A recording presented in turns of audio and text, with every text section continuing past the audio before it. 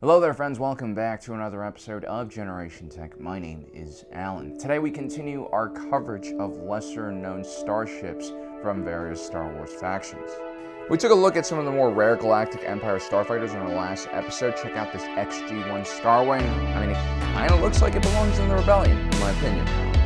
Anyway, today we'll be continuing our series by taking a look at some of the more rare starfighters and smaller ships used by the Galactic Republic. We'll be taking a look specifically at the Republic eras between the Ruusan Reformation and the Clone Wars.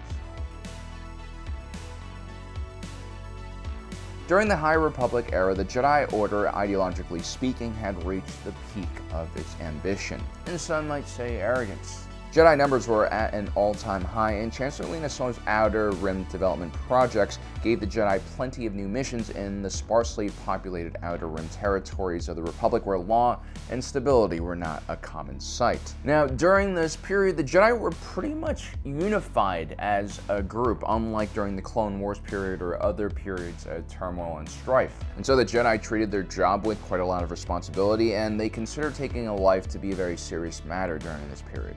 The main starfighter being utilized by the Jedi at the time were the Vectors. This was from Valkyrie Enterprise. Like most Jedi starfighters throughout history, these starfighters were extremely maneuverable and fast and had very few flight aids on board. The idea was to allow the ship to become an extension of the Jedi and their force.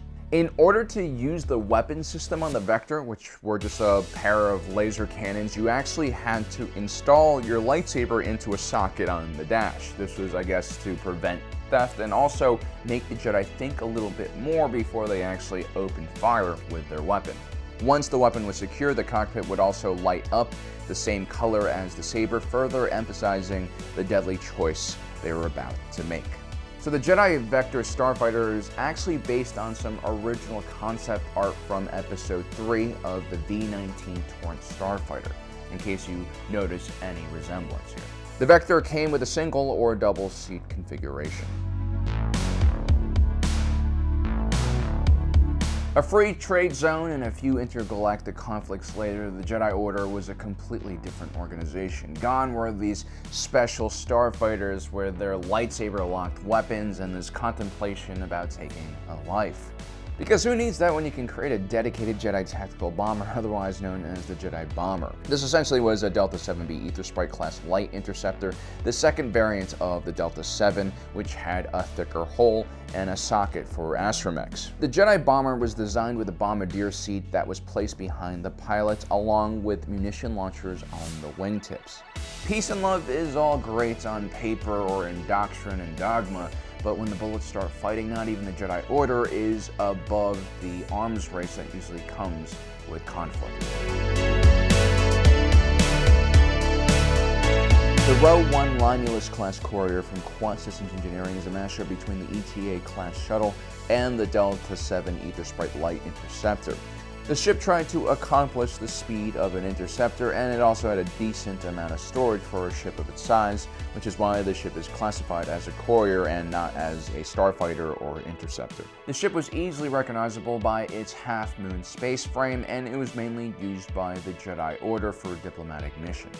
Despite being a military ship, the RHO-1 lacked much armor and shields and only had 2 light laser cannons.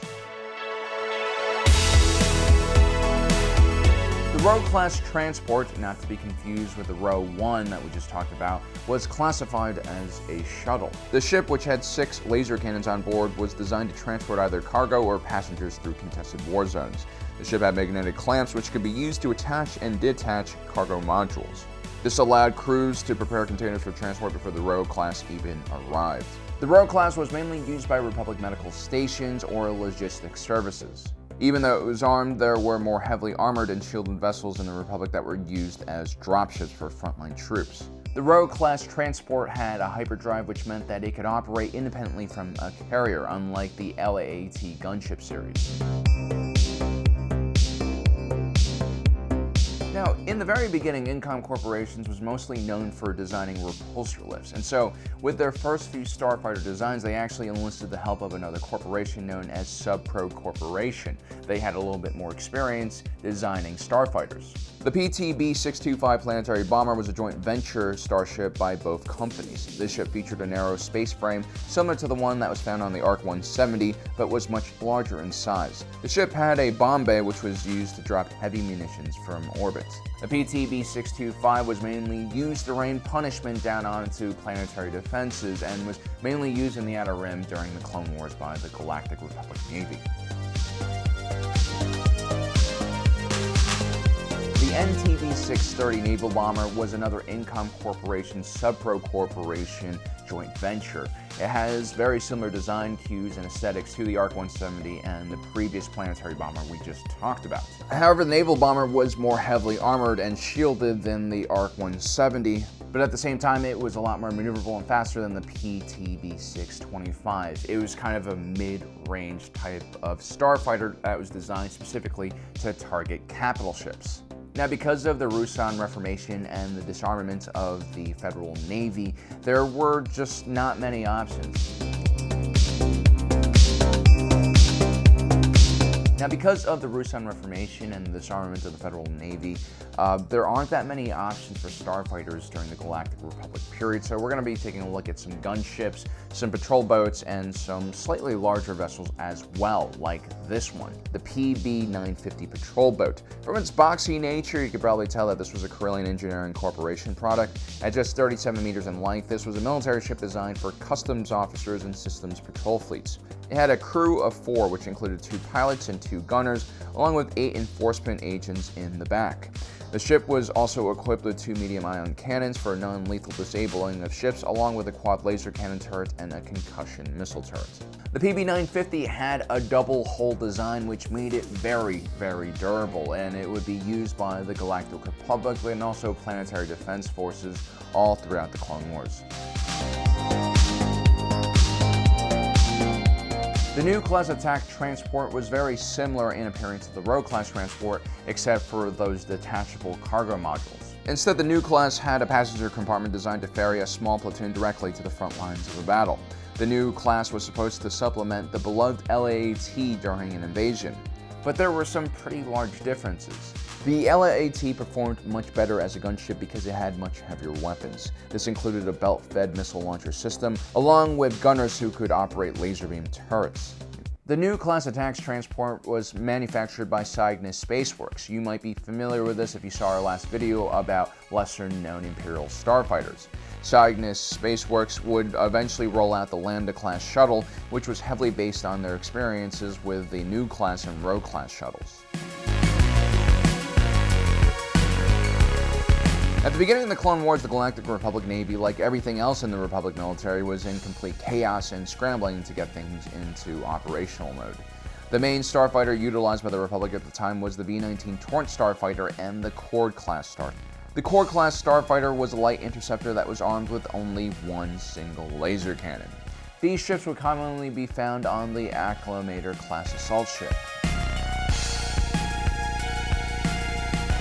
These ships would usually be stationed on the Acclamator-class assault ship. I guess they're better than nothing.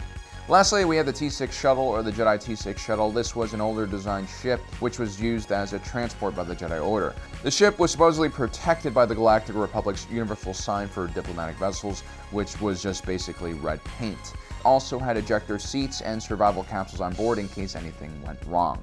The cockpit of the ship would be repurposed as the cockpit for the ASF-01 B-Wing starfighter used by the Rebel Alliance. So there you have it, guys, 10 rare ships that was utilized by the Galactic Republic. Let me know in the comment section below if I'm missing any of your favorite lesser-known ships from this period of time. Also, don't forget to subscribe and hit that notification button down below so you don't miss out on the rest of our awesome content. As usual, thanks for joining us today. If you're watching this, you are Generation Tech.